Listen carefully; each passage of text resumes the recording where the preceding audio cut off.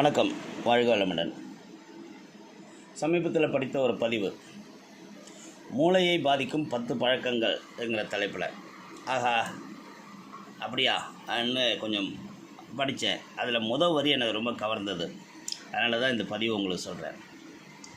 முதல் பழக்கம், அந்த 10 பழக்கத்தில் மூளையை பாதிக்கக்கூடிய முதல் பழக்கம் எது என்ன? காலையில் உணவு உண்ணாமல் இருப்பது. காலையில் உணவு உண்ணாமல் இருப்பவர்களுக்கு இரத்தத்தில் குறைவான அளவே சர்க்கரை இருக்கும். இது மூளைக்கு தேவையான சக்தியையும் தேவையான ஊட்டச்சத்துக்களையும் கொடுக்காமல் ஆக்கி மூளை அழிவுக்கு காரணமாகும். இப்போ பிரேக்ஃபாஸ்ட் எவ்வளோ இம்பார்ட்டன்ட்ங்கிறது உங்களுக்கு புரியுதுங்களா? இந்த கால பிள்ளைகள் லேட்டாக தூங்கி எழுந்திரிச்சு பல பிள்ளைகள் சத்து மாவு கஞ்சிலேயே உயிர் வாழ்கிறாங்கங்கிறத நம்ம புரிஞ்சுக்கணும். பிரேக்ஃபாஸ்ட்டோட இம்பார்ட்டன்ஸ் புரிஞ்சுக்கணும். அடுத்து என்ன பழக்கம்னு பார்த்தா, மிக அதிகமாக சாப்பிடுவது. இதுவும் இந்த காலத்தில் பெரிய பிரச்சனை. மூளையில் இருக்கும் இரத்த நாளங்கள் இருக்க காரணமாகிறது இந்த அதிகம் சாப்பிடுவது. மூளையின் சக்தி குறைவுக்கும் காரணமாக அமைகிறது. மூணாவது பழக்கம்னா புகைப்பிடித்தல். மூளை சுருங்கவும் அல்சைமர் போன்ற வியாதிகள் வருவதற்கும் காரணமாக இருக்கிறது புகைப்பிடித்தல். நாலாவது பழக்கம், நிறைய சர்க்கரை கலந்த பொருட்கள் சாப்பிடுவது. நிறைய சர்க்கரை சாப்பிடும்போது புரோட்டீன் நமது உடலில் சேர்வதை தடுக்கிறது. இதுவும் மூளை வளர்ச்சிக்கு பாதிப்பை உண்டாக்கும். ஐந்தாவது பழக்கம்னா மாசு நிறைந்த காற்று. மாசு நிறைந்த காற்றை சுவாசித்தால் நமக்கு தேவையான ஆக்சிஜனை நாம் பெறுவதிலிருந்து தடை செய்யப்படுகிறது. மூளைக்கு ஆக்சிஜன் செல்லாவிட்டால் மூளை பாதிப்படையும்ங்கிறத புரிஞ்சுக்கணும். ஆறாவது பழக்கம்னா தூக்கமின்மை.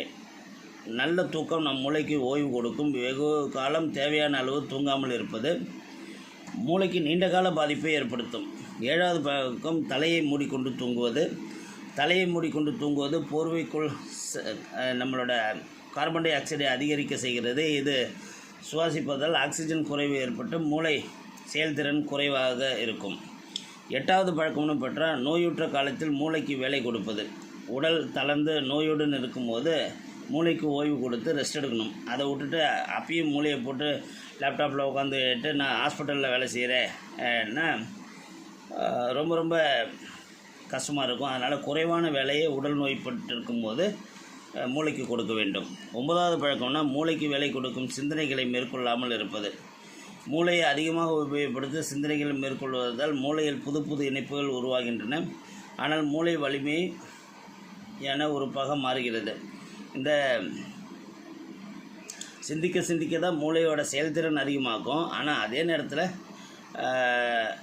ஓவர் டோஸ் பண்ணிடக்கூடாது. அப்படி பண்ணால் மூளையின் செயல்திறன் ஷார்ட் சர்க்கியூட் ஆகிற மாதிரி ஸ்தம்பிக்கும். அதனால் நல்ல சிந்தனை வேண்டும், நிறைவான சிந்தனை வேண்டும், மூளையை அதிகமாக பயன்படுத்த வேண்டும், ஆனால் அளவோடு பயன்படுத்த வேண்டும்னு சொல்கிறாங்க. 10வது தாங்க சூப்பர். இந்த பழக்கம் பேசாமல் இருப்பது. நீங்கள் மௌனமாக இருக்கும்போது உங்களோட மற்றவங்கள்ட்ட உங்களை பற்றியோ இல்லை மற்றவங்கள பற்றியோ சில உங்களோட கருத்துக்களை டிஸ்க்ளோஸ் பண்ணாமல் கவோர்டாக இருக்கிறது. அதாவது உள்ளுக்குள்ளேயே எல்லாத்தையும் அமுக்கி வச்சா அது கண்டிப்பாக மூளையை பாதிக்கும். அதனால் பி ஓப்பன் ஹார்ட்டட் பர்சன்.